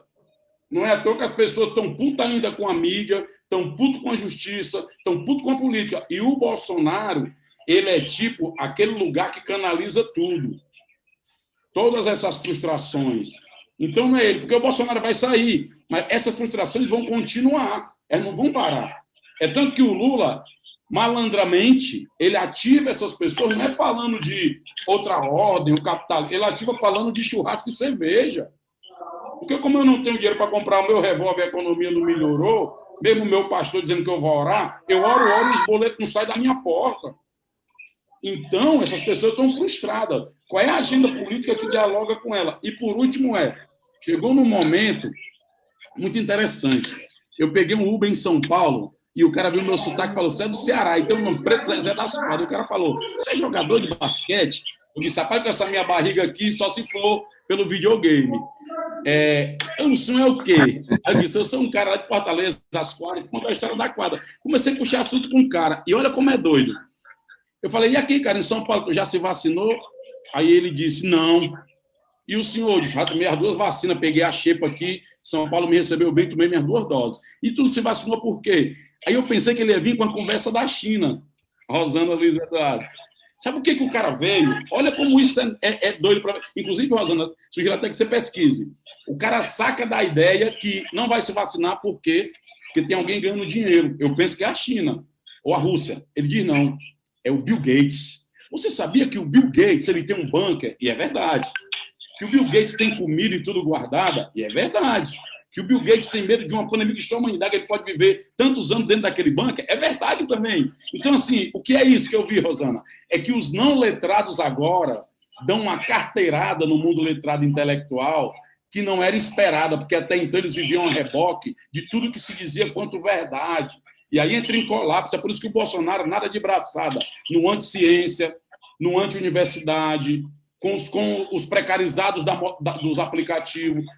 As motocicletas do Bolsonaro não tem só Playboy com Harley Davidson, não, gente. A massa que está lá é de cara de aplicativo, que ninguém está falando para essas pessoas. E os caras, qual é a manifestação da esquerda? Vamos dar um apagão nos aplicativos. Não dá nunca, gente. A esquerda parece que procura um lugar, é pior do que os crentes, porque os crentes falam assim, ó, Jesus vai voltar, mas vamos armar nossa igreja aqui antes. Os crentes dizem assim, ó, o socialismo vai vir, mas não faz porra nenhuma, só fala de eleição. Então, assim, qual é a agenda para também trazer e poder se conectar, você que está aí mergulhada, e a gente tem muita sintonia com isso, de trazer e politizar, ou pelo menos, não sei nem politizar, porque eu acho que está super politizado o debate dele. Estão discutindo economia, capitalismo, estão discutindo tecnologia, estão discutindo negócio, está super politizada a discussão na favela. Quando se fala de despolitizado, tem que ver a partir de qual premissa nós estamos falando. Se é da premissa dos letrados ou é da premissa dos não letrados. Porque o mundo está rodando, gente. A esquerda, ela tem, a gente fala isso há quantos anos, um problema que é moral, que é de um pensamento muito duro, de pensar temas que falamos sempre. Eu tenho, nessa entrevista, nessa pesquisa nova que eu estou fazendo sobre consumo, todos os interlocutores foram roubados no mínimo 7 vezes, assaltados com o seu celular. Então, isso é uma coisa que a esquerda ela não passa nem de longe por uma violência brutal que é ser assaltado. Quem já foi assaltado sabe que é uma violência brutal e traumatizante, a gente não consegue propor, nem por meios, nem por capacidade, nem por vontade de fazer esse debate. Aí a gente sempre fala, né, Zezé, a questão da segurança pública, a questão do empreendedorismo, né, mas ao mesmo tempo dentro de muitas contradições, que uma coisa que você sempre fala, né, do próprio lulismo, como que usou e Dilma da base evangélica, e eu acho essa é uma discussão para uma live inteira de deficiências da esquerda em abraçar certos campos, e, por outro lado, uma direita sem vergonha, oportunista, canalha e criminosa, que tem, neste momento, hegemonia das redes. Mas aí, voltando para o seu ponto, é isso, né? A vida não é só rede, a gente precisa de pesquisa de contexto, antidrone, a gente precisa estar dentro do contexto, porque o que a pessoa posta, a gente sabe, por exemplo, todo mundo que compartilha notícia antivacina do DNA, a maioria não acredita, né? Mas compartilhar a notícia de que vai virar jacaré ou vai mudar o DNA é parte desse universo que pode ser restrito ao mundo digital, mas pode não ser também, porque as coisas são... E aí, enfim, temos toda a questão da motociata, né, que eu quero escrever minha próxima coluna sobre a motociata. Fiz etnografia 6 meses com a Lúcia, dentro de uma oficina de moto. É onde todo esse contingente estava reformando a sua motinha, que comprou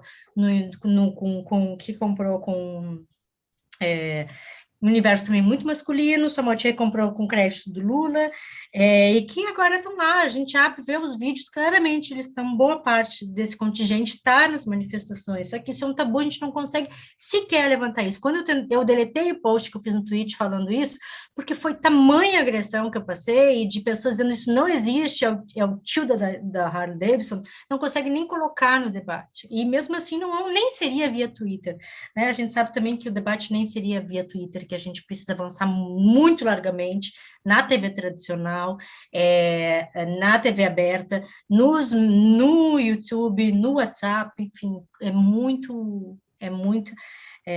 são muitos passos para ser avançados tecnológicos e de agenda. né? E acho que é uma discussão de 1 hora, no mínimo, né? Para a gente avançar, mas eu só queria concordar mesmo em tudo que você fala, como eu digo, eu nasci concordando com você. E gosto muito também da questão do letrados, não letrados, porque eu tenho sempre uma impressão, e isso se confirma na teoria, que muitos do que vieram a ser teorias da conspiração baseados em coisas completamente sem noção, elas têm um fundo de verdade que a esquerda muitas vezes não enfrentou. E seja ele o Bill Gates, seja as organizações internacionais. Eu venho da área de desenvolvimento internacional, toda a minha profissão nos últimos 10 anos é criticar as grandes ONGs, né? O imperialismo das grandes ONGs. É o Bolsonaro que está fazendo isso, de um jeito completamente absurdo, que nos faz defender cegamente essas organizações hoje, em nome da democracia. Mas quantos problemas a gente tem de uma agenda das organizações internacionais que nasceram no bojo do processo da Segunda Guerra, no processo missionário inglês. Enfim, discussão muito longa, mas o que eu quero dizer é que a gente, e é isso, a Tati faz isso, eu estou esperando pelo livro da Tati, eu sempre tenho muita, que eu acho que quem vai responder isso é a Tati, como que a gente vai fazer isso, como que a gente vai trabalhar uma ideia de ciência que não é dizendo para as pessoas que elas são ignorantes, porque existe um fundo de revolta que pode talvez não ser curado factualmente, mas existem sentidos, e chegou em que chegou porque existem linhas de muito tempo que não foram resolvidas. Nem vou ficar culpando a esquerda, porque nem sei se a esquerda um dia teve capacidade para endereçar isso, tamanho e poder e dinheiro e capital. Mas isso sequer é levantado no debate hoje, de quem, mesmo sendo pequeno, isso sequer é falado. É muito curioso que tanto Jeremy Rifkin quanto o Mangabeira enfrentaram o declínio das classes trabalhadoras e da ideia de coesão social apoiada em coletivos que poderiam ser designados sociologicamente em termos de classe, e viram, tanto o Jeremy Rifkin quanto o Roberto Mangabeira Unger, e viram nas tecnologias digitais um dispositivo emancipatório que justamente ia qualificar as iniciativas empreendedoras vindas da base da sociedade e das periferias, sobretudo, como grande vetor de inovação, inclusive de inovação tecnológica no mundo contemporâneo.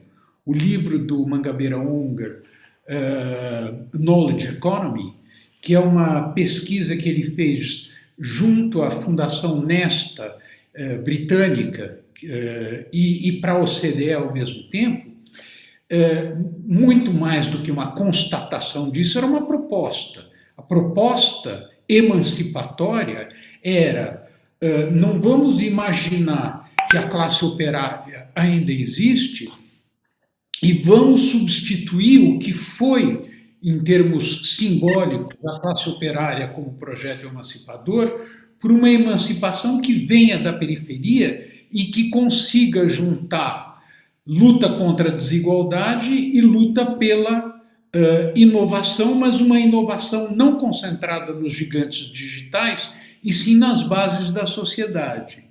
E o que você está mostrando é a total ilusão envolvida nisso.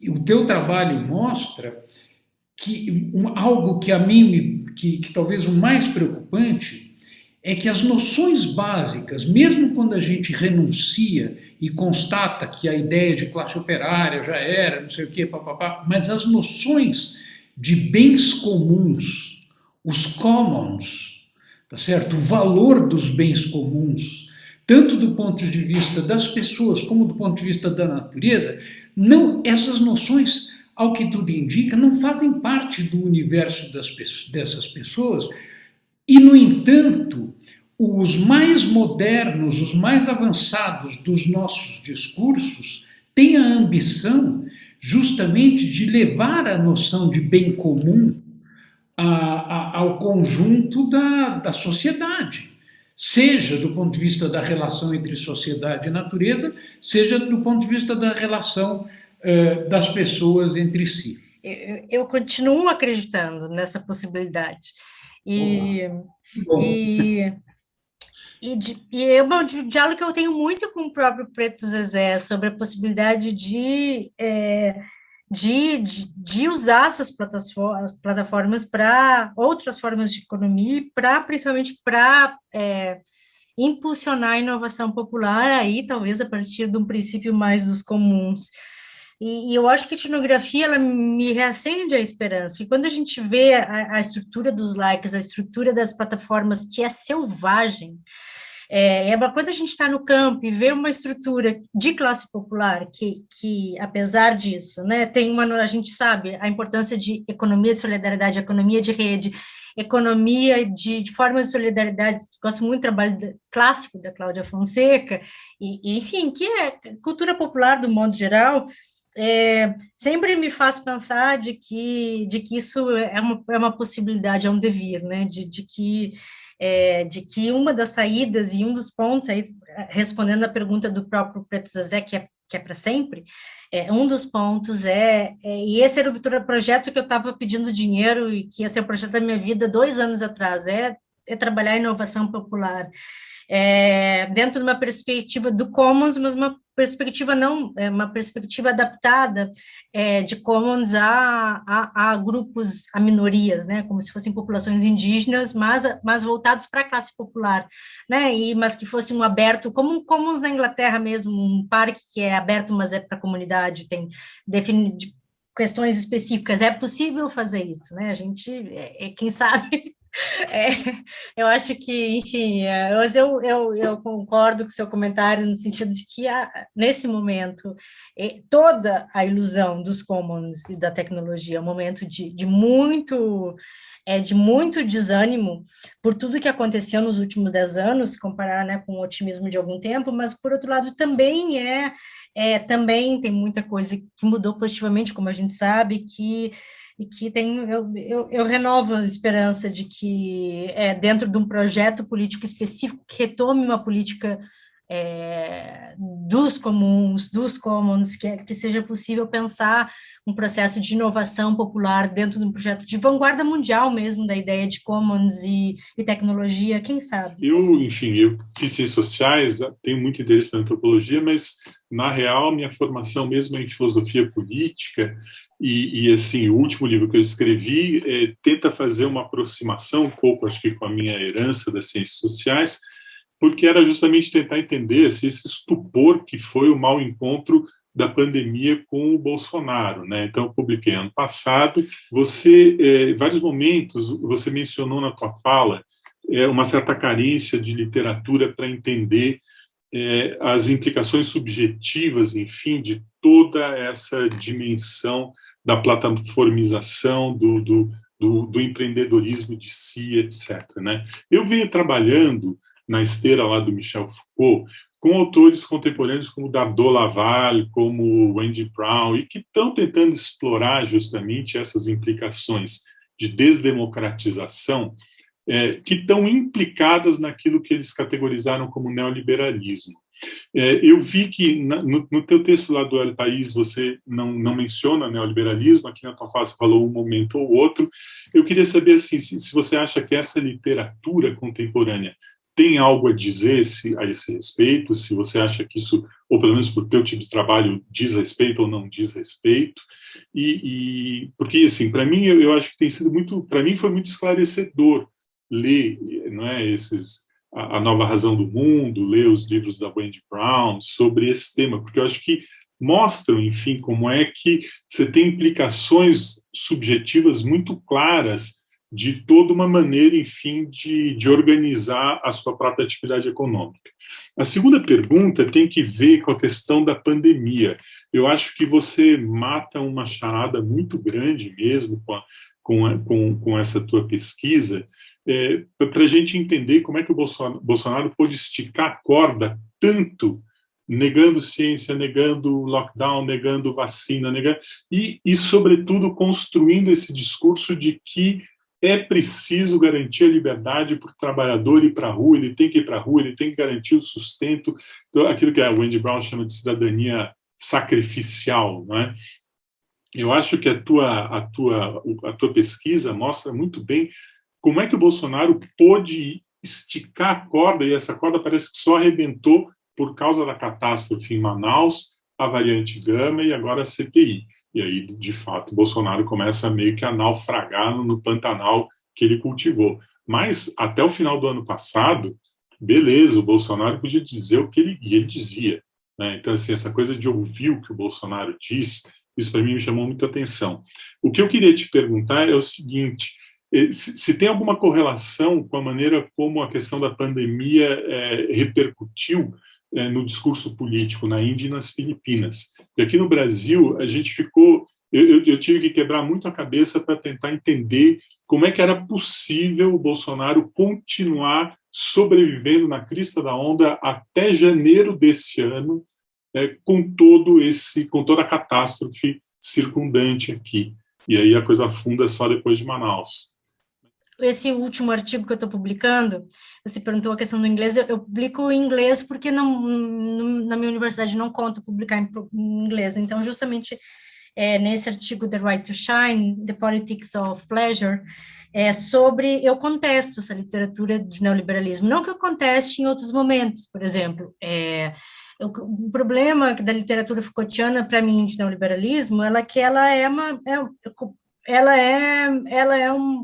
muito pouco descolada da realidade concreta das pessoas. Com isso, eu não acho que ela seja extremamente útil para pensar neoliberalismo, ethos empreendedor, racionalidade neoliberal, a conduta da conduta, enfim, processos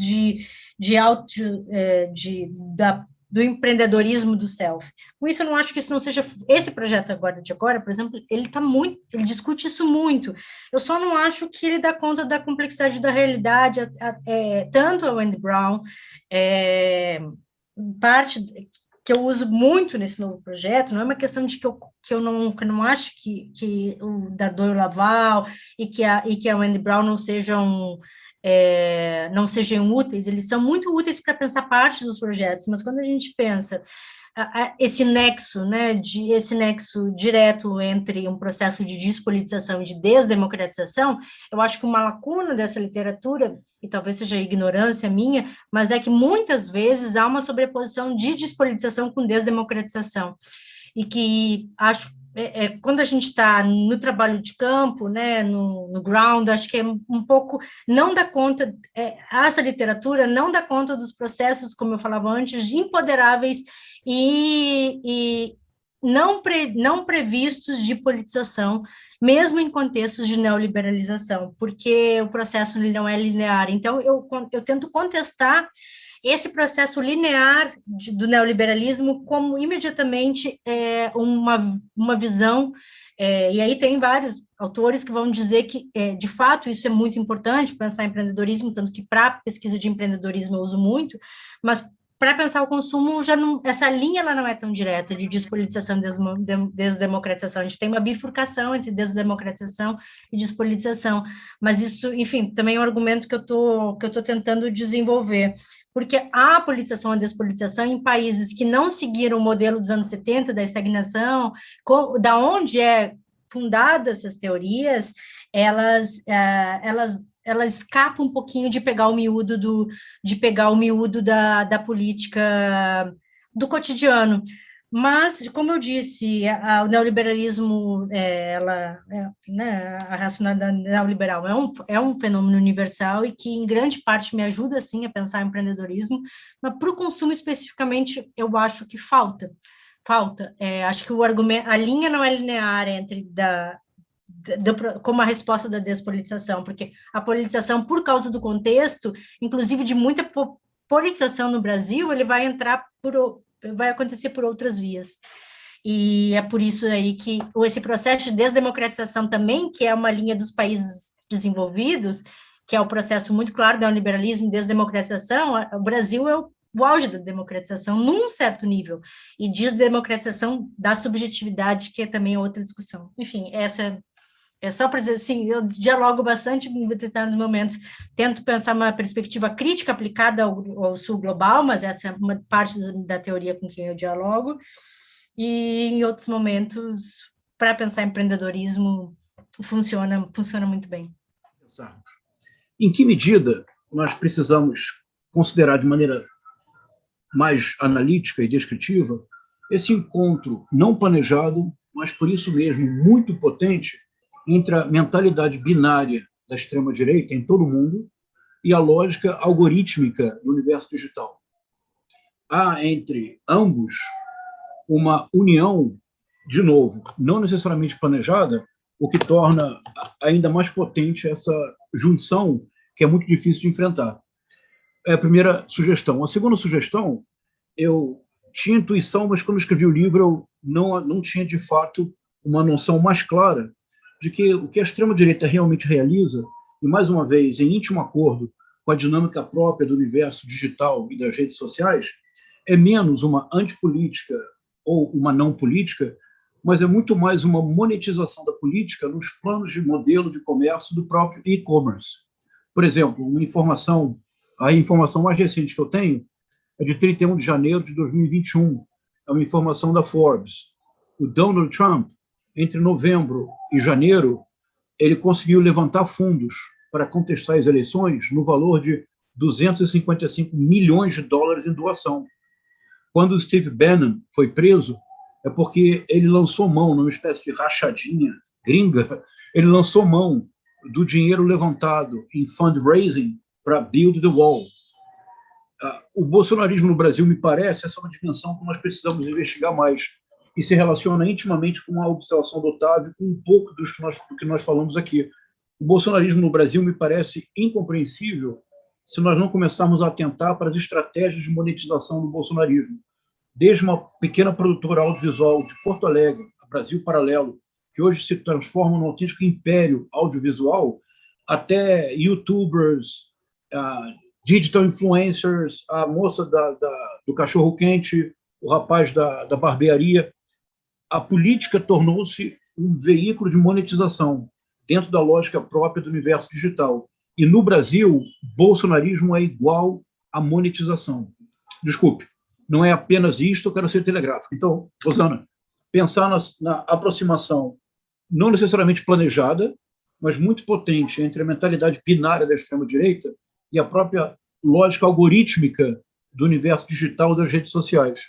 E imaginar que é o que a extrema-direita fez com extraordinário sucesso, lançando mão das próprias plataformas do universo digital, foi, na verdade, uma monetização da política. Primeiro, eu vou aceitar como uma dica, como um comentário, não como uma pergunta, a questão da monetização. Acho que isso é um projeto em si, espero que você faça, e que depois venha aqui nos contar. Acho que esse é um aspecto, até onde eu saiba, pouco explorado. A gente sabe que monetiza, mas a gente não sabe enquanto isso, como centralidade, como espinha dorsal do bolsonarismo, me parece inédito. Eu espero que você meio que disse que não chegou a abarcar isso no livro totalmente, né, mas que começou a pensar, e acho, claro que se a gente for pensar, até tem links talvez com a própria pesquisa, quando a gente chegar na parte de todas dessas pirâmides financeiras e tal, é possível que esses ecossistemas se encontrem, mas em princípio são temas distintos e que me parece fundamental de ser estudado. E sempre é impressionante, porque a esquerda muitas vezes ignora o tamanho da capilaridade desse universo, e da capilaridade do tamanho do ecossistema, da força do ecossistema, da quantidade de gente empregada nesse ecossistema, do grande mercado que virou. E o teu segundo ponto exatamente, eu também aceito vou pensar como sugestão da pesquisa, no sentido de que você fez um comentário reforçando um dos objetivos da pesquisa, que é pensar como que se dá esse encontro algoritmo com as aspirações e claro, a gente está pensando na aspiração, não no pensamento binário, mas existe uma linha que é cultural e tecnológica, que eu acho que a etnografia vai ajudar muito a entender como que se dá esse encontro, e como que o binarismo, ele vai ser, que é o processo de radicalização, ele começa a ser moldado, tá? Assim, vários dados já mostram isso, dessa trajetória, que ela vai se radicalizando e vai ficando mais binária. E isso, certamente, em grande parte, é a tecnologia que proporciona. Então, certamente é um ponto que a gente vai observar. Você acha que os modelos de proteção ao trabalho que a esquerda propõe, que são os modelos clássicos de proteção ao trabalho, eles são anacrônicos frente ao trabalho de plataformas? Essa é a pergunta simples. Um pouquinho de consideração sobre isso. Quando teve o debate sobre a regulação do Uber na Califórnia, uma das coisas, teve muitas idas e vindas, né? Em primeiro lugar, houve uma posição da empresa dizendo, olha, essa coisa de querer que todo mundo tenha, que seria o que a gente chamaria de carteira assinada, o trabalho tradicional, com as proteções tradicionais do trabalho, é anacrônico, isso não funciona. Se a gente implementar aqui, vai matar, não vai ter mais esse emprego, vai destruir esse mercado, não é? E nesse debate, enquanto os democratas estavam forçando que se tivesse proteção do trabalho, a própria Uber veio com uma proposta nova de proteção ao trabalho, na qual haveria uma espécie de representação sindical dos motoristas, eles negociariam os valores. E no final esse debate ficou tão forte e a Uber terminou ganhando com uma proposta digamos assim, antirregulatória. Porém, nesse debate com os democratas, uma coisa que foi muito intrigante é que um estudo mostrou que talvez essa forma tradicional de proteção do trabalho não seja anacrônica. Ele mostrava que o sistema de funcionamento do Uber, ele desperdiça dinheiro, porque os motoristas ficam rodando pela cidade sem trabalho, e que se eles fossem contratados como uma empresa, eles teriam melhor proteção, eles ganhariam mais, eles teriam maior proteção, ganhariam mais, e o serviço manteria a mesma eficiência. Estou falando isso porque a minha leitura antes era que a esquerda estava fora do tempo, ela estava propondo modos de proteção ao trabalho que não se ajustavam às dinâmicas de trabalho contemporâneo. E, no entanto, naquele debate ali na Califórnia, parece sugerir que as formas tradicionais, sim, têm validade, elas conseguem proteger de maneira adequada. Desculpa as considerações, minha pergunta é como você está olhando para esse problema, e se você acha que a gente está olhando com o olhar do passado, ou se a gente precisa buscar novas formas de proteção. Pablo, sinceramente, eu não tenho uma resposta para ti, porque eu já pensei muitas coisas sobre esse tema.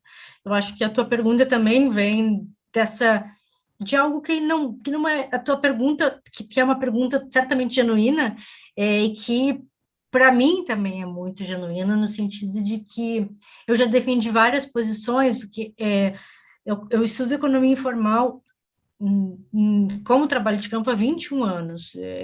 Foi meu primeiro projeto, né, como estudante, como pesquisadora, e a coisa mais essencial para mim, como alguém que fazia etnografia no camelódromo, era ver o discurso mais visceral possível anti-carteira assinada, e são anos de campo acompanhando isso, e todo um discurso de que aquilo nunca ia funcionar. E aí, quando a gente viu o trabalhador ter a carteira assinada, não era raro que esses trabalhadores, todos que tinham, faziam um quadro com a carteira assinada da importância do quanto, assim como o ventilador, a possibilidade de tirar férias era dignificante, né? E de pessoas completamente anti-discurso de proteção. E a gente tem muito, eu estou dizendo isso porque eu sou a primeira pessoa no discurso público a falar que a esquerda tem um discurso anacrônico. E, por outro lado, também sei que os discursos mais fervorosos de trabalhadores informais, isso eu tive agora, eu acompanhei um pouco a discussão no Reino Unido também, que teve uma discussão parecida agora com as plataformas, dos trabalhadores, quando tem a possibilidade de ter um sistema mais justo de trabalho, de proteção, e que querem, e que é importante. Então, quando eu te digo que eu não tenho uma resposta, é porque, de fato, eu tenho posições muito... algo que talvez daqui 2 anos de projeto eu tenha uma posição tanto de volta ao mundo do trabalho e da plataformização, porque é algo novo para mim, eu sempre estudei economia informal física, né, da banquinha, eu poderia dizer 1000 opiniões sobre as conversas do dia a dia com Uber, mas isso é charlatanismo, isso é opinião.